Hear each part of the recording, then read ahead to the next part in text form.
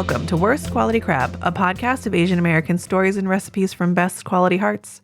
I'm your host, Freesia Lee. Joining me, as always, is my husband and producer, Sam. Hello.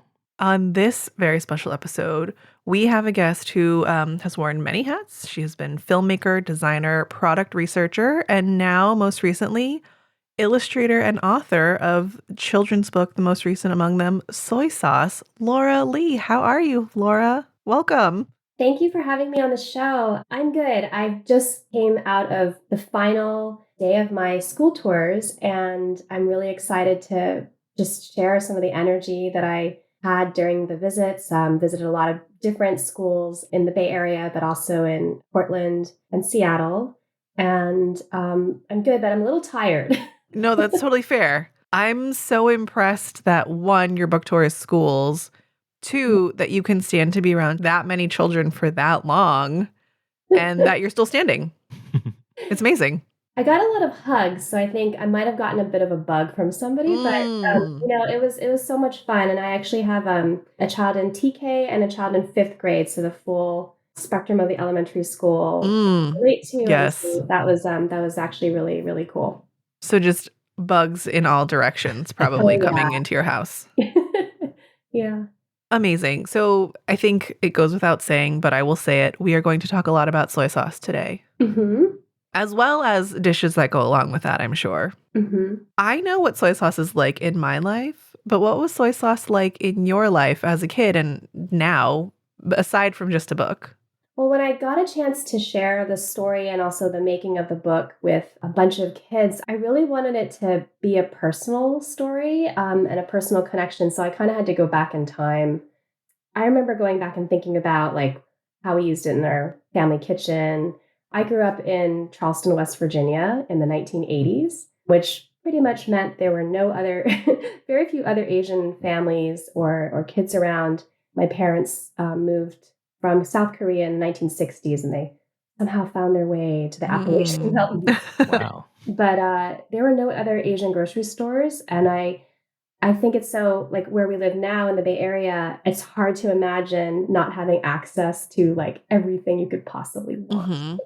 Either at the local grocery store or you could just click a button on Amazon. But like many other families who were surrounded by non-Asian communities back in the 80s, it was, pretty impossible to find stuff. My parents would have to like drive really far to get Korean groceries. But I thought back, and actually I called my mom up and I was like, did you have access to soy sauce though? Because I'm pretty sure there was soy sauce, at least locally, like at the Kroger's or the American grocery store. And she did. And she told me that was like the one thing that she had access to that she could then kind of swap. She would like substitute some ingredients with like local ingredients and kind of create sort of semi-Korean food for the family when we didn't have access to Korean groceries.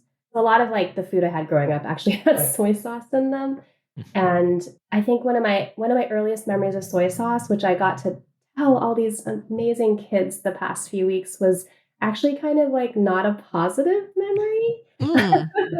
Would you like to tell it here? Yeah. No, it's something that like I just kind of stuck in my head as when I was a kid, and I thought about it because as I was writing this book, I was like thinking about, gosh, that really happened to me, and it made me think about like why I really wanted to get the story of soy sauce out there, and so I get to tell it to you guys. Yeah. I think I was in like 3rd grade, and I had a sleepover party at my house, which my parents would never let us do. So it was like a big deal. We had like pizza and like movie. And then the next morning, my mom was like making scrambled eggs, which is also very special in the kitchen, like the next morning. And my friends and I were all sitting at the breakfast table. And then she turned and she looked at me and she was like, Laura, do you want soy sauce on your scrambled eggs? And which is what we did. Like that was what we enjoyed. But I remember after saying that, I turned around and looked at my friends, and, they were all like blonde-haired, blue-eyed West Virginian 3rd graders. They turned and looked at me, and they were just like, they had a kind of a look of grossness and disgust on their face. And they were like, oh, that's so gross. Like, how could you, like, why would you put soy sauce on scrambled eggs? It's like the yuckiest thing ever. And then one friend turned and was like, like the only thing that actually belongs on scrambled eggs is ketchup. Oh And boy. yeah, and I was like, I just remember that day so well. And so I was telling the story about how, it was really hard because something that I loved so much and that it's, interestingly, so many people love today, Hmm. back then really made me feel like an outsider and like I didn't belong. And it was pretty conflicting, I think. Do you have any sense of how your mom reacted in that moment? That's a really good question. I should ask her because I think I was too stunned Mhm. in the moment, like, and embarrassed that I didn't really think about her. And I'd be curious maybe to ask her now if she even registered it. Mhm. I Mm. wonder. I think my parents and my mom, especially too, was very like in the way that they didn't speak to us in Korean. I think that she also really wanted to fit in, and it must Mm. have, in some ways, made her feel like I would imagine if she heard it, she probably would have felt kind of, oh, like, oh, I shouldn't have said that, or maybe I didn't think twice, but oh, maybe I shouldn't have offered that. But Mhm.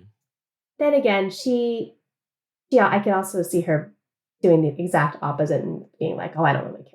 It's like, it's weird. Yeah.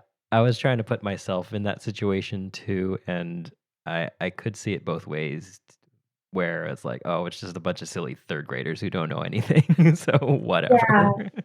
Yeah, I think she might have probably been more on that side of things, like, not worrying about it too much, but I almost feel like in a way, like, growing up, they were, racist interactions that would happen with other friends or kids and things that would just Mm. happen a lot more back then. They probably happen now too, but I think whenever I do remember anytime I ever told my parents about something happening, it was usually dismissed Mm. as like, "Oh, Hmm. that's no big deal," kind of thing. And I don't remember them ever getting, like, upset or infuriated over anything that felt like a racial thing, Mm. which makes me wonder, like, I wonder if they really like, am I just imagining that? Or I think it was, like, the '80s style of parenting too, like, they didn't really care too much about how we felt about things. It was just like, "Oh, you're just shrug it off, Mhm.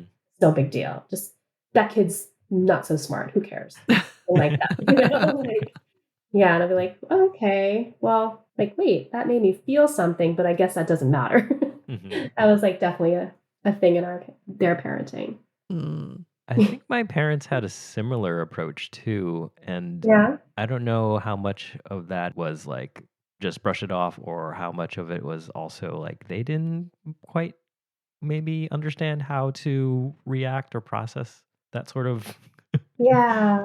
Yeah. Yeah, my mom had, like, this, like, extreme pride for us, like, she was super, like, proud, she was always like, "You're so beautiful, you guys are the most Aw. beautiful girls in the world," and blah, blah, blah, nothing I'm like, "No, we're not." She's like, "What are you talking about? Of course you are." So it was, like, really this, like, picture she had that maybe, like, when things happened, Mhm. if it didn't fit in that image of our lives and it just didn't register, she's like, "No, that didn't happen." That's a whole other story. Yeah. So I think as I started to do research for the book and I started to explore like the history of soy sauce and how it like weirdly connects us all, Hmm. I really wanted to share that story because I did kind of drop the bomb about how American ketchup actually evolved from Indonesian soy sauce, which is ketchup manis, which Indonesian cookbook writer and also children's book author Patricia Tanui Harja had written a big article about sort of the origins of ketchup. And that like really blew my mind because like I thought about my friend who told me that the only thing that belongs on eggs is ketchup was actually soy sauce in its origin. So That's crazy. yeah, it's I didn't know crazy. that. Yeah, all the kids were like, "What?" It was Yeah, really how was this story received by all these kids? well, first of all, people were, like, grossed out by the thought of ketchup on eggs. I think actually there's been some Yay. evolution. People are actually like different things. Like, one girl was like, "I I like salsa on my eggs. I'm like, go for you. I'm Yeah. like, great. And others were like, what's wrong with soy sauce on eggs? So it gives me hope that there has been a lot of different things that people have considered delicious. And This is condiment equity. yeah, and one little boy was actually, he raised his hand and he had the greatest question for me at the end. He was like, why did they yuck your yum? Yeah. Yay. Nice. That's exactly what she did. She yucked my yum. Mhm. And that cracked me up so much because it's like something they teach in that particular school. They really want to make sure kids feel comfortable and that they feel included by anything they might bring for lunch, which, I mean, I certainly never never had that experience. Mhm. It was an interesting thing to look back on my own life. And then after I had done all the research for the book and kind of explored, from like how you make soy sauce to all the different cultures that make it in different ways based on local ingredients, it was quite a story to tell. And so I think the reaction overall was, we love soy sauce. And they were like chanting soy sauce, which was great. I think it definitely made kids think a little bit more about something they might not have ever thought about before, which was really cool. Yeah, that's awesome. Yeah. I want to go back to your mom mostly having access to soy sauce and Hmm. kind of that. It sounds like that was the base of everything that was Korean or Korean-esque. Yeah. Were you aware of that as a kid? I mean, I definitely was aware of the fact that they couldn't access the things that they loved, especially Mm. my mom. I feel like she would like look out the window and pine for certain dishes. Like I didn't Aw. remember her being unhappy about not having food because she loved food and it was just such a void for her not to have access to the things that she grew up with. So I definitely knew she was like trying really hard to recreate those flavors. Mhm. And I don't know if I think it was a comfort to have soy sauce because I think without it, it would have been pretty impossible to at least draw a thread to the culture. Mhm. Um, but with it, she could kind of sub other things, and it was kind of a bit of a hodgepodge. But I mean, I think sometimes when they did actually drive 3 states over to get like things like sesame oil, gochujang, things that you could not get at the local store, they Mhm. could stretch those things. Yeah. What was your relationship like to eating Korean food then, like, sort of at home and then I guess later either later in life or, like, at a restaurant? Like, Mhm. did you have this sort of, like, this is home, this is outside, and I guess what that difference was like for you, if at all? Yeah, I think like growing up, so I actually went away for high school. I like went to a boarding school in New England. So Mm. Hmm. it was very much like there were no Korean restaurants there either in that town. And there was like one Chinese restaurant, but like we had like rustic bread and like, I don't know, like desserts that were my parents had never made desserts. So it was like baked goods everywhere. Mm. I actually, beyond like my family cooking and like the few dishes I remember that I think are the most memorable, like childhood dishes, like my mom made Korean miyeokguk, which is a seaweed soup, Mhm. birthday soup. She made that pretty regularly, and that was like definitely a comfort food. There were some like specialty dishes that they would make on occasion, but they did also like grill, like they had this like a little electric table grill that they would make bulgogi on, and, Mm. like, they would open the window and, like, kids in the neighborhood could smell it. Like, I was outside and they were, like, always like, "What are you having for dinner? It smells so good." I'm like, "I'm not." Um, but, like, we had that. I remember eating a lot of, like, shoving things of lettuce and meat and rice into my mouth as a kid. Yeah, yeah. Uh, but I actually like my curiosity and interest and maybe exploration of Korean food didn't really start happening until after college. Hmm. Because like either in high school and college, they didn't serve Asian food, and I was too poor to like go out and like eat at restaurants in college. Mhm. I just ate like cafeteria food. But once I moved to New York and had access to like Koreatown and being able to eat relatively reasonably priced meals on my own in my single years, and I started to like enjoy Korean food. I Mm. would explore different dishes, and then I had friends who we'd go out and they would introduce me to different things. So kind of like my own self-education, I guess, in a place where they had actually like really good restaurants. And, now, like that was a while ago. Since like moving to the Bay Area and just more in my like later adult years, I think I'm just really interested. The idea for the book Soy Sauce actually came from another book that I was working on, and it was all about Korean cooking. Oh. And a story about a girl and her grandmother, and she was teaching her how to do different things using this like wooden spoon. And the story was called The Wooden Spoon. It still might be in development. We'll see.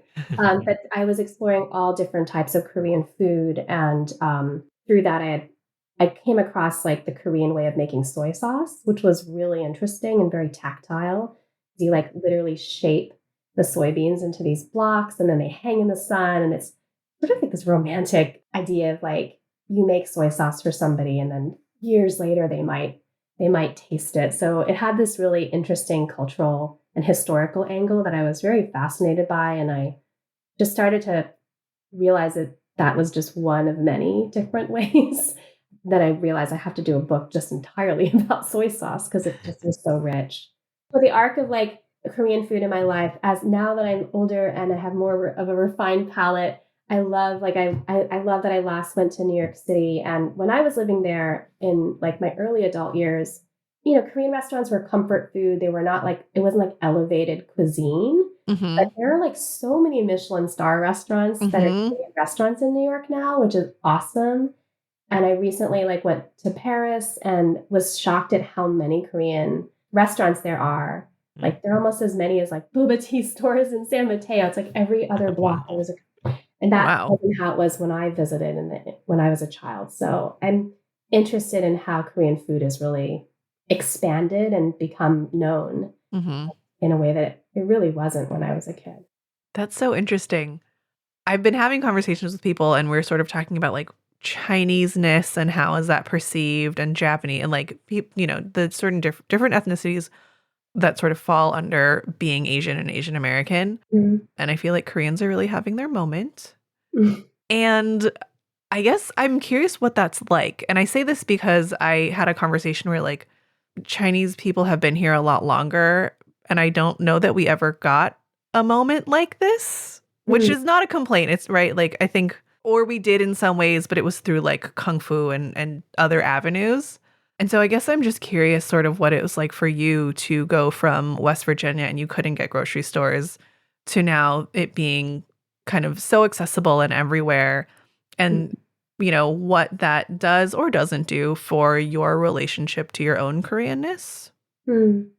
Yeah, I think it's hard not to feel. I think in some ways I like when I was in France over the holidays, I called my parents and I was like, guess what? There's so many Korean grocery stores here. So I definitely felt like I feel, you have a sense of pride that there's a place outside of where your family is from that is your immediate environment. That's a place for your culture. And I think that seeing that all over the country now versus when I was growing up, people would like always ask me, are you Japanese or Chinese? And I'd be like, I'm Korean. And then they would literally like just stare, like they didn't understand like what, what I was saying. Oh There's a third one. It feels like now they might be like, are you Japanese, Chinese, or Korean? So it's like, I don't know what's it's great. I think it's great that there is so much that people can like enjoy and try and in terms of cuisine in our culture in the US and abroad. I still wonder though how much cultural understanding there is Mm-hmm. through the food or through whatever medium. I mean, it's great that people love Squid Game, but I'm curious how many people know like story behind, it's entertainment. So I think it's wonderful that there are these like cultural outposts that are accessible to people, but I do feel that there's a need to still frame and educate people around what those mean in a meaningful way, in a way that they're like, oh, wow, like, really? Oh, I didn't get that. And then it becomes sort of more generalized knowledge, if that makes sense. Mm-hmm.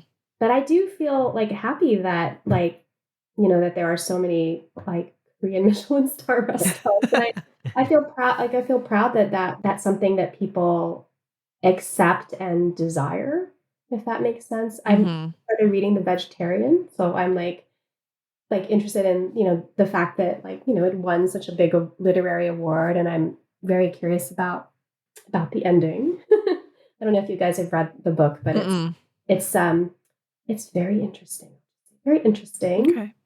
But yeah, it's really wonderful to see it. And but I think like in terms of who I am and my identity, I think so much of like what I identified with growing up was in a way like erasing my identity. Like my parents didn't speak to us in Korean, or we started to speak Korean, and then by age 4 they just stopped because Mm. they were part of like the mindset that if you are teaching your children Korean in a culture where you're surrounded by non-Korean people, they might not thrive. So they were really worried about us fitting in. And so I think by doing that, they really like cut a lot of it out Mhm. in terms of those connections. And it was hard to visit Korea. It was like far away, and there was no internet, there was no video chats. I didn't speak Korean.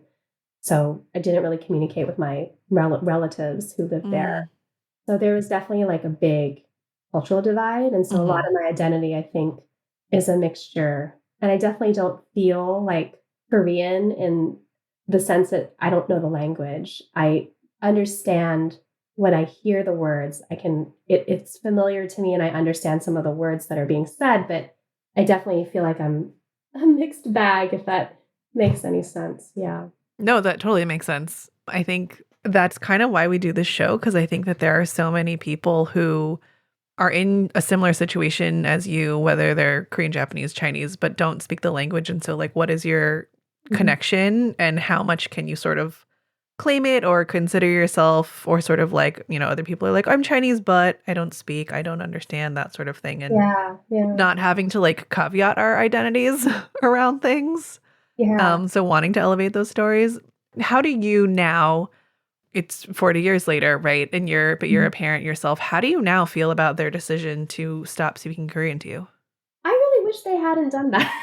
Actually, like, 'cause it's so much harder to learn a language when you're older, and I've been thinking a lot about it lately. I'm like, "I should learn Korean, I really wanna learn." I got, like, invited actually to go make soy sauce with a master soy sauce maker in Korea that I won't be able to speak to. I was Mm. actually watching a video of, a woman, I think from Sweden, and she was, like, a Swedish woman, with blonde hair, and she spoke perfect Korean with Kisundo, and I was like, "Oh my god, I can't go see her because like I'm Korean and I don't speak a word, so I need to." So I would like to go visit, and I would love to make soy sauce with her, but I do feel like I need to learn some. It might be a motivating factor so that I can teach my son. My son, who's 10 now, is interested in learning Korean, so we have thought about maybe this summer to try to like dive in on some language learning together in advance of a trip like that. That sounds adorable. And also, soy sauce making with a master sounds awesome. Yeah, actually, it was really cool because she was one of my early inspirations for the book. There was this amazing video of her and this like Italian chef who came to like learn how to make soy sauce, and it just documented the whole process. So I sent her a book, and then she wrote me and she, please come. Actually, she said, I'm so proud of you Aw. for Oh, sharing the story of soy sauce with the world. And that made me feel like, "Oh, I'm Korean. It's okay, I can do that." And then she invited me to come and visit, so I would love to do that someday. that's so lovely. Yeah, actually, you've talked a lot about sharing this book with kids and at schools. How has this book been received by adults? Oh, well, I had a book launch actually in San Francisco at Omnivore Books. Hmm. And so it's a culinary bookstore, and I think, like, people were really interested in there's just a lot of knowledge that people are not aware of in terms of food science, food culture, and I think just hearing that story, I think I've heard people come up to me and like, "Wow, I really didn't know that about soy sauce. I didn't know how it's made. I eat it every day, but I never thought twice about it." So I think, even though it's a children's picture book, and that's usually deemed ages 4 to 8, I actually think it's for, like, anybody who's kind of a foodie, who's just, interested Mm. in the topic, and, I did this whole thing about the history of soy sauce, that I'd love to share, which was not just like the origins that it's like 2,000 years old, but that how it kind of traveled through the world. And I think those were really fun facts to share, like that, like Louis the 14th of France in like the 1700s loved soy sauce, and he like required it be served at every banquet, at those Wow. fancy parties. And then I like discovered also that like Leon Parent, like LNP Worcester sauce, um, Mm-hmm. was also like they guarded their recipe like for like over 100 years, and there was like a recipe leak in the 1980s, and soy sauce was one of the main ingredients. So those Oh, are Oh, I like could see that. really yeah. European, Yeah. traditionally British dishes that were made with soy sauce. And so I just love sharing those kind of elements that obviously were not really fully depicted in the book or talked about in the book. There might be I think there's a nod to it in the back matter, but yeah, that the story was so rich. So I think everyone kind of got a little bit of something out of it, from the kids to the adults. Yeah. Yeah. I'm like, what else you got? That's fascinating. Yeah. Yeah. See, everything comes from Asia. Pasta's not Italian. Right? I don't know. It's like we definitely, when I think about like like my identity at any point of my life, it feels like kind of like whatever's on the dinner table is kind of what we're grabbing, and Mm. that's kind of who we are in that moment. Hmm. So when I think about like as a child, like all the things we had access to, that was like who I was then. And then I went to college, and I just didn't really have any thought about my own culture during that time. And then, I think what you eat is you really are what you eat at any moment in time. And I think your desire to eat different things like can change. So we kind of evolve and hopefully grow our diversity of flavors around the table as we get older, but it changes over time. That's such an interesting idea that like our dinner is a snapshot of who we are. I really like that. And Yeah. also I'm maybe questioning some of my own choices, but that's okay. Actually, that brought up a question for me. You talked about how your mom would sort of try her best to get close approximations to the Korean food that she knew and that she loved. Mhm. Was she trying that every night? Was she cooking like sort of quote unquote traditional American food for you? Like what was the mixture of? It was maybe like 30% trying to have some sort of Asian ness to it. And then the rest of it was like, I remember she made like a really good like spaghetti bolognese, Mm. but with soy sauce, of Yeah, course. yeah, naturally. And then, just different. I don't think she was a big, like, she didn't like to cook actually. So she really only had like 5 dishes that she made. And they usually had, like, the dinner dishes usually had some type of soy sauce in it. But she would make like soy sauce fish, soy sauce chicken, soups with soy sauce. Besides the spaghetti, I'm trying to remember if she like actually cooked a lot of other non-Asian foods. I feel like that might have been her food palette, like just about 5 dishes. And then a lot of canned Campbell soups. Mm. Mm. Yeah. I actually want to pivot a little bit. Mhm. In preparing for this show, you talked about a dish that your dad liked. Can you Yeah. share about that? Yeah, a little bit. Yeah. So I did not travel to Korea very much as a child. I think I maybe went once or twice until I was in my 20s. And so our connection to Korea was really like by a thread, right? So, but I remember writing in the Google Doc just to describe the dish. It was like this really delicious sticky rice cake dessert with like grains of rice mixed with jujubes and like dried fruit and different like nuts, chestnuts. And I had never had it before. And I remember my dad got this package. So I did not know very much. My dad was a very silent type. Like he really didn't, like maybe a lot of our dads, he just didn't really talk a lot about anything. And so he certainly didn't act like my mom expressing her longing for certain foods and certain things from Korea. But I remember like the one time we did get a care package from his family, and it was like this big brown box that we had, it was like wrapped in all this tape. I don't think there was any ice inside when I think about it, but there was like this big like block of yak stick, which was like wrapped in a lot of plastic wrap and just really tried to taken care of. And I just remember him like opening it, and I could tell that he like knew who made it, like Hmm. who actually shaped it, because it's a very like it's like something that needs to be like molded, because it was his childhood favorite.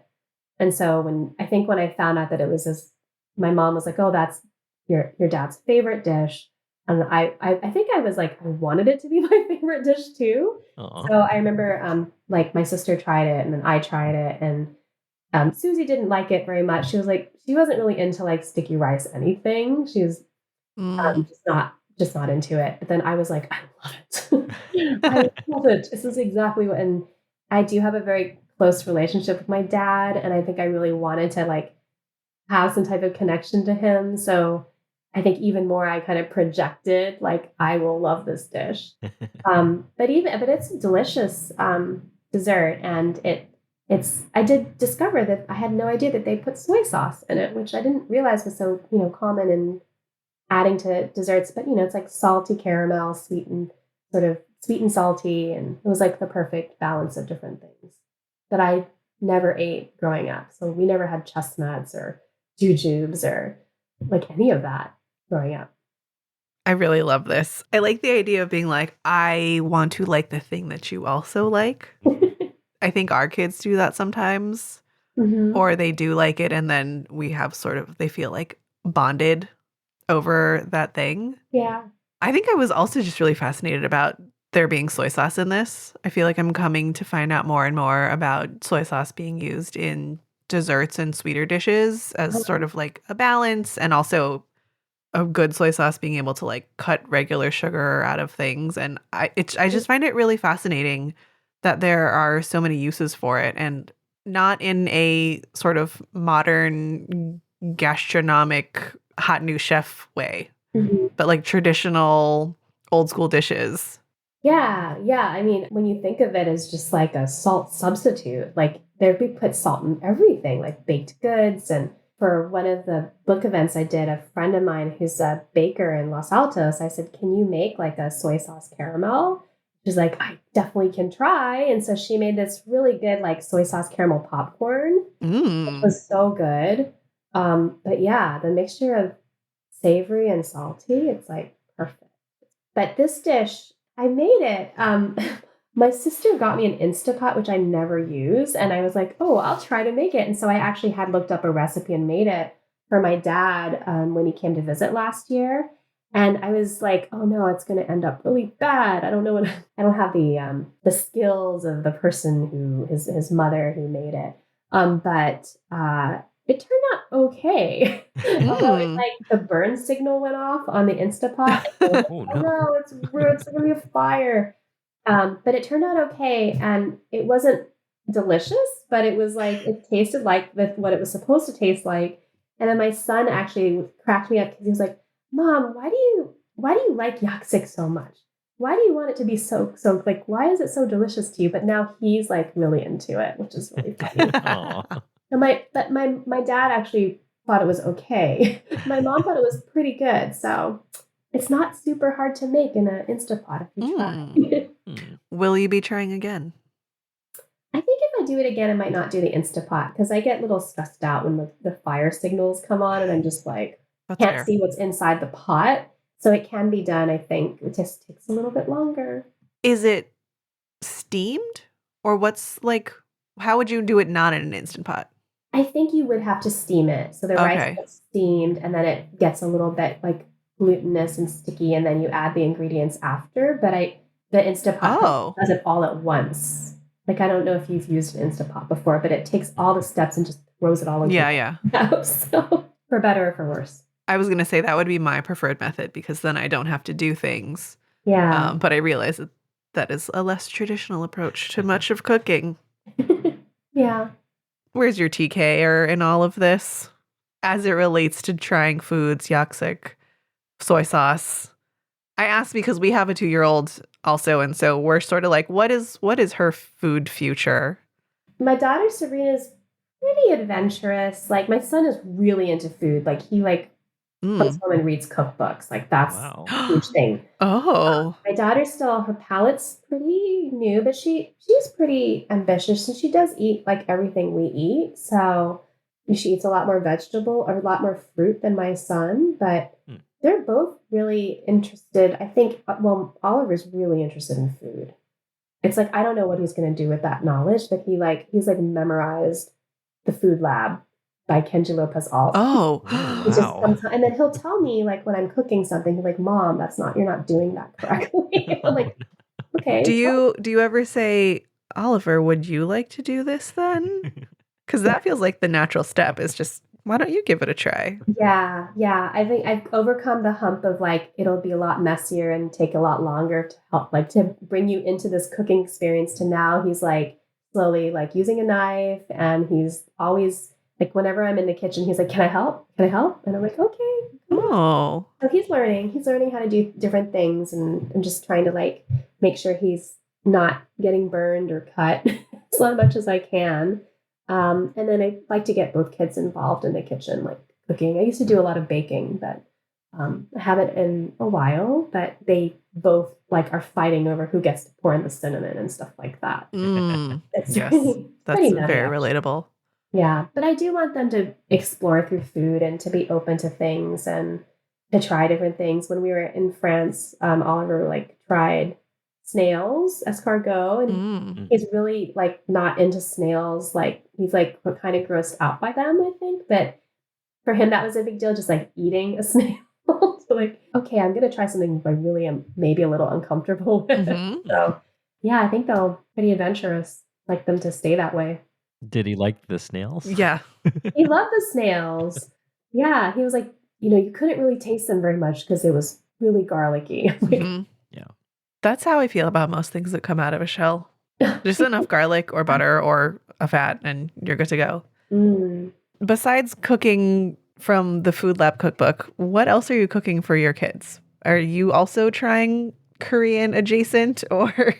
Well, I mean, I have a lot of like cookbooks, and I definitely like I cook more than like my mom ever did. And so whenever they come to visit, I like make them different things like that they never had access to. I made like doenjang jjigae, which is like a Korean stew with like fish and vegetables that my mom said was really good. So I just like to try different things, and I make definitely more than my mom did, different traditionally Korean dishes, and then I'll make like more casual things like bibimbap sometimes here and there. My husband is Taiwanese, so he actually does a lot of the cooking, Mm. thankfully.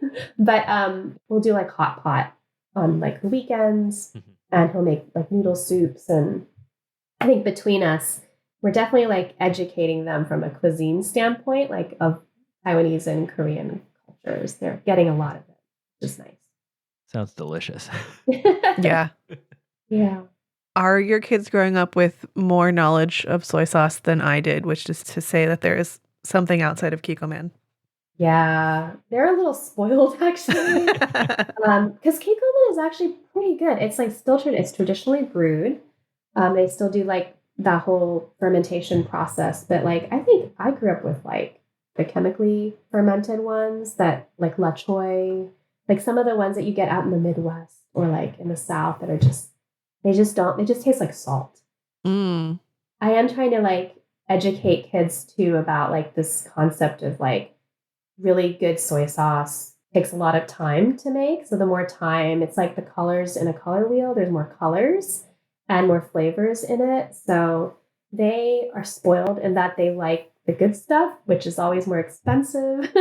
But you can actually get some really good soy sauces that are even fermented like 1,000 days, like on Amazon. They have like there's a good Japanese soy sauce from forget which brewery, but that I ordered from on Amazon that's really good. And then I have a friend who I met at a writing retreat. She's a really prolific children's book writer, but she also has a soy sauce company, which was a really big surprise. Oh. She and her husband started Moromi, which is based out of Mystic, Connecticut. And they sent me some soy sauce that's really delicious. It's like a small batch artisanal soy sauce Mm. company on the East Coast. And they also supply to like restaurants like Statebrook Provisions here in the Bay Area and Mm. other restaurants and boutiques around the country. So they're kind of my favorite right now, I think, because Oh. they have like all these different types of flavored soy sauces, like Itake soy sauce and they have traditional soy sauce, and they have like sugar kelp soy sauce. There's so many kinds. See, I mean, I love this. And also, this feels so foreign to my child self that was just like, there's one soy sauce and it comes in a Yeah, little packet or it's on a table at a casual Japanese restaurant. And then there's like a big bottle for cooking and that's it. And yeah. maybe there's low sodium. Hmm. And so now to have conversations like this and to just like, we are also starting to like branch out in trying more expensive and nicer, better soy sauces. But I guess it's wild that our kids are also growing up spoiled about soy sauces and they'll be like, can I have the good one for dipping? Yeah, It's just so different. And I like it. It's good for everyone. I don't think that, 8 or 10-year-old me could have even comprehended a conversation like this. right. No, I didn't have sushi until I was after college, and my son's like, "Are we having sushi tonight?" I'm like, "You're getting sushi?" I'm like, "You get to eat sushi and fancy soy sauce? Not fair." But I think it's a good thing. It's a good thing. And like that was part of the reason why as I was like researching soy sauce, there were so many different kinds of soy sauce as well, beyond like what I knew, that like it was literally like a palette. And so when I was working on the book, I added that extra dimension by like using soy sauce also as paint. I'm like, okay, what else can it be in this book? It can be the actual paint in the book. And that was a really fun exploration as well. That sounds so cool. I just love this. Laura, you have another book, yes? I'm working on my second book now with Little Brown, and it is not about food though. It is a completely different topic, but it's a children's picture book, and it's called I Am Human, and it's actually about artificial intelligence and what makes us human. Oh. So yeah, Oh. a very interesting and I think timely topic that as I've been talking to different like librarians at different schools. I'm like, this is a topic, this is a way to maybe open up some discussion about this. They're like, we need this book. So, Mm. I'm in the sketch phase of that book now, and hopefully we'll be moving into painting soon. This is a wild question for me to ask with only a few minutes left, but how did you Yeah. become a children's author and illustrator after all of your other jobs? Okay, well, the short story is like I've always been drawing and sketching through my work. Worked as a designer for many years, and my husband was working at DreamWorks when we first moved out here, and he was in the art department doing like set designs. And so I met like a bunch of people who were doing children's book illustration on the side while working at Mm. DreamWorks, and so he kind of gave me the idea to do it. He was like, "Why don't you try it? I think it would be fun. You'd be interested in doing this. You're interested in writing." So I worked on my first book around that time, and then many moons later, after that first book came out, I got an agent and decided to do it like full time. So this was like my full on gig. So I'm really happy to have left tech, and I'm now doing that. Nice. Great. I'm writing about tech, but I'm not in tech. I was going to say, now you have this like very unique angle to critique tech, Mhm. but through a children's lens, which is almost like, oh, it's nothing, but it's everything. Yeah, I think it'll be interesting because it's like it focuses on like grounding us in what we are right now in this moment in time. And I think that hopefully every human on the planet can relate to the things that we are. So hopefully it's a very connecting book. So we shall see. We definitely need that. Yeah, we really do. Yeah, If ever there was a time, it is now. I know. I know. That message of connecting, I think it was really hard for me to think about going on tour with all the stuff happening politically, like around the time, because my launch was early January. Mm-hmm. And I think the inauguration was like literally like the day after, the day before the book released. And I really had to think about like, what do I really want to tell? Like I have an audience of kids, like what is the message that I want people to hear? And, I traveled out to a bunch of different communities with different levels of diversity in them in the past month. And I think that was the message, was really like, let's find things that like connect us to each other.